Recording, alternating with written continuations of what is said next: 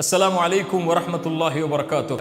சமூகத்துடைய ஆண்களும் பெண்களும் நானும் நீங்களும் இந்த செய்தியை கொஞ்சம் சிந்தியுங்கள். அப்துல்லா இப்னு அப்பாஸ் ரலியல்லாஹு அன்ஹு அவர்கள் சொன்னார்கள், தன் தோழரை பார்த்து, சொர்க்கத்தின் பெண்ணை உனக்கு அறிவிக்கவா என்று. அவர்கள் ஒரு பெண் கடந்து சென்றார்கள். சொன்னார்கள், இந்த பெண் அல்லாஹுடைய தூதருடைய சபையில் ஒரு முறை வந்தார்கள். வந்து சொன்னார்கள், யா ரசூலல்லாஹ், எனக்கு நோய் வலிப்பு இருக்கிறது. நோய் வலிப்பு ஏற்பட்டால் என் ஆடைகள் விலகிக் கொள்கிறது மக்களுக்கு முன்னால். எனக்காக அல்லாஹ்விடத்திலே துஆ செய்யுங்கள். அல்லாஹுடைய தூதர் சொன்னார்கள், பெண்ணே, இதற்காக அல்லாஹ்விடத்திலே துஆ செய்கிறேன். அல்லாஹ் அந்த நோயை நீக்கி விடுவான். ஆனால் பொறுமையை கடைபிடித்தால் அல்லாஹ் உனக்கு சொர்க்கத்தை கொடுப்பான், தேர்ந்தெடு. அந்த பெண் சொன்னார்கள், யா ரசூலுல்லாஹ், நான் பொறுமை காக்கிறேன், சொர்க்கம் எனக்கு கிடைக்கட்டும்.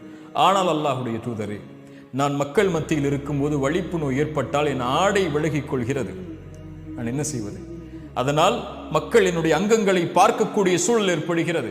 அல்லாஹ்விடத்திலே அதற்காக மட்டும் என் வலிப்பு நோய் ஏற்பட்டாலும் பரவாயில்லை, பொறுமை காக்கிறேன், என் ஆடை விலகிவிடக் கூடாது மக்களுக்கு முன்னால் என்று அல்லாஹ்விடத்திலே துஆ செய்யுங்கள் என்றார்கள். அல்லாஹுடைய தூதர் ஸல்லல்லாஹு அலைஹி வஸல்லம் துஆ செய்தார்கள்.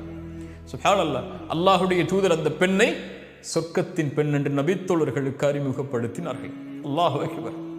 யோசித்து பாருங்கள் கண்ணியத்துக்குரிய நண்பு சகோதர சகோதரிகளே, ஹிஜாபை நீக்கி வாழக்கூடிய பெண்களே, அல்லாஹ் அலங்கரித்த, அல்லாஹ் அழகாக்கிய உங்களுடைய உடலை உங்களுக்கு தகுதியான ஆண்களுக்கு மட்டும் வெளிப்படுத்துவதிலிருந்து விலகி இருக்கக்கூடிய பெண்கள் இந்த செய்தியை சிந்தித்து பார்க்கட்டும்.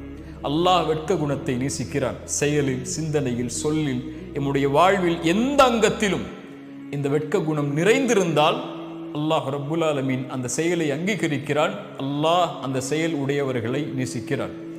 அஸ்ஸலாமு அலைக்கும் வரஹ்மத்துல்லாஹி வபரகாத்துஹு.